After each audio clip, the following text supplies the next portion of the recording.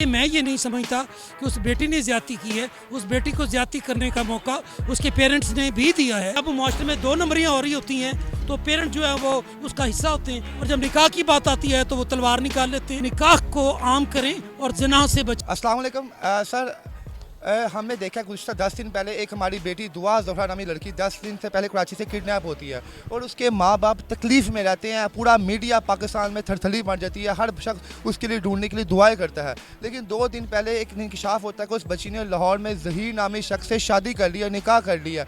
आपके मुताबिक इन तमाम चीज़ों के पीछे कौन जिम्मेदार है कि एक बच्ची घर से आई है, लाहौर में पहुँची है और यहाँ पर से निकाह कर ली? कौन जिम्मेदार है इनके पीछे? बिस्मिल्लाहिर्रहमानिर्रहीम। इसमें ज़िम्मेदारी को ना फिक्स करें, इसमें यह देखें कि सोशल मीडिया जो है वो हमारे माशरे में क्या करैक्टर प्ले कर रहा है। आप बच्चों को जब अपने साथ महव नहीं करेंगे, अपने साथ बच्चों को इन्वॉल्व नहीं करेंगे, तो फिर बच्चे अपने दिल की बात सोशल मीडिया पर किसी के साथ भी कर सकते हैं। और माशरे में बहुत सारे ऐसे एलिमेंट्स हैं, बहुत सारे ऐसे करैक्टर्स हैं जो हमारी बेटियों को, बहनों को, बच्चों को वर्गलाने के लिए उनके पास एक स्पेशल टेक्निक है, स्पेशल तरीका है।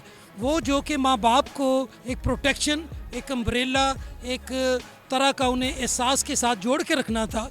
जब उस एहसास के साथ उनको जोड़ेंगे नहीं, डायलॉग में नहीं रहेंगे, उनको अपनी कुर्बत की छाँव में नहीं रखेंगे, ये मसाइल तब तक क्रिएट होते रहेंगे। इसलिए मैं ये नहीं समझता कि उस बेटी ने ज़्यादती की है। उस बेटी को ज़्यादती करने का मौका उसके पेरेंट्स ने भी दिया है। इतनी फ्रैंकनेस और इस फ्रेंडशिप लेवल पे होना चाहिए था कि बेटी के दिल में जो बात आए वो पहले अपनी माँ से या पहले अपने बाप के साथ करे। इतना लेवल ऑफ फ्रैंकनेस अगर आप आजकल नहीं रखेंगे तो ये प्रॉब्लम्स चलते रहेंगे। क्यों, क्या ऐसी वजह है कि आजकल इतने जदीद दौर में भी लेवल ऑफ फ्रैंकनेस नहीं है माँ बाप का अपने बच्चों के साथ? क्या वजह है इसकी? एक ही वजह है, डर और खौफ। वो डर, वो खौफ जो माँ बाप रखते हैं, उस डर और खौफ से वो छुटकारा नहीं पाते। जो सवालात वो कोशिश करके, मेहनत करके, रिसर्च करके, पढ़ के, लिख के जवाब नहीं ढूंढते, उसका जवाब वो अपने बच्चों को कैसे दे सकते हैं? वो ये सोचते हैं कि हमारे बच्चे ने, बेटी ने अगर कोई ऐसा सवाल कर लिया तो हमारे पास इस वक्त इतने ज़राए नहीं है, हम इतना एकेडमिकली बैकअप नहीं है कि हम इसको प्रॉपरली नॉलेज इम्पार्ट कर सकें। जब नॉलेज की ताकत नहीं होगी, लिमिटेशंस आएंगी, गैप क्रिएट होगा और उस गैप में हर तरह की बेरार रवि जो है वो होगी। जी? एक चीज़ और भी बताएं, देखिए माँ बाप तो अपने तौर पे बेस्ट करते हैं अपने बच्चों को देने के लिए। आप भी एक बाप है, मैं भी एक बाप हूँ, लेकिन आप ये बताएं तस्वीर के दूसरे रुख में उस बच्ची का कोई कसूर नहीं। उस जैसी हज़ारों बच्चियाँ जो कदम उठाती हैं, माँ बाप को रुस्वा करती हैं, उनके लिए आप क्या कहेंगे सर? माँ बाप की रुसवाई तब होती है जब माँ बाप नालायक होते हैं।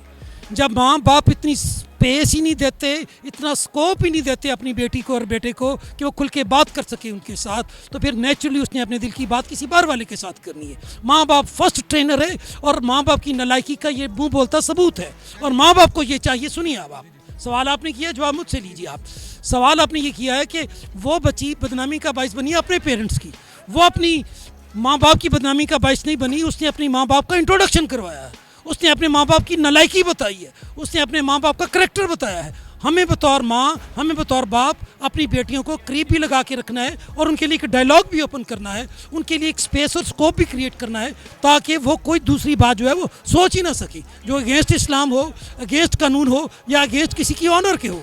मैं ये गुजारिश कर रहा हूँ आपसे। ठीक है, मैं आपकी बात समझ, तो आपने इस बात पे इम्प्लीमेंटेशन कर लिया, मैंने कर लिया, इन्होंने कर लिया, बाकी 10 बंदों ने इम्प्लीमेंटेशन नहीं किया, अपने बच्चों के साथ फ्रैंक नहीं हुए, तो उन बच्चों को के लिए क्या क्या चाहिए? क्या बच्चे वो अपना, अगर मैं अपने बेटी के साथ फ्रैंक नहीं हूँ तो क्या मेरी बेटी बाकी शादी कर लेगी? ये इसका जवाब दे। सुनिए, उसका ये जवाब है कि बच्ची है, बेटी है, उसके अंदर जो लेवल है, जो एग्रेशन है, जो एज है, टेंडर एज, उसमें उसको चाहिए कि वो अपनी बात को अगर अपने माँ बाप के सामने नहीं रख सकती तो माँ बाप के साथ वो लिख करके बात करे, इन ब्लैक एंड वाइट बात करे, अपनी किसी सहेली के ज़रिए, किसी कॉमन शीमेल के ज़रिए से, बाकायदा फ्रेंड के ज़रिए वो बात अपनी पेरेंट्स को रजिस्टर करवाए, एंडोर्स करवाए। ये उसकी ज़्यादती है कि उसने अपनी बात जो है वो अपने माँ बाप के साथ शेयर नहीं की, उसको चाहिए था कि वो शेयर करे। अभी सर ये बेस्ट विशेज़ आपकी दुआ ज़ोहरा के साथ हैं? मेरी दुआ हर उस एक के साथ है जो जाग रहा है, जो सो रहा है उसके साथ मेरी कोई दुआ नहीं है। वो माँ बाप स्लीपिंग पेरेंट्स हैं। Parents should not be sleeping, parents should be vigilant. Parents को विजिलेंट होना चाहिए।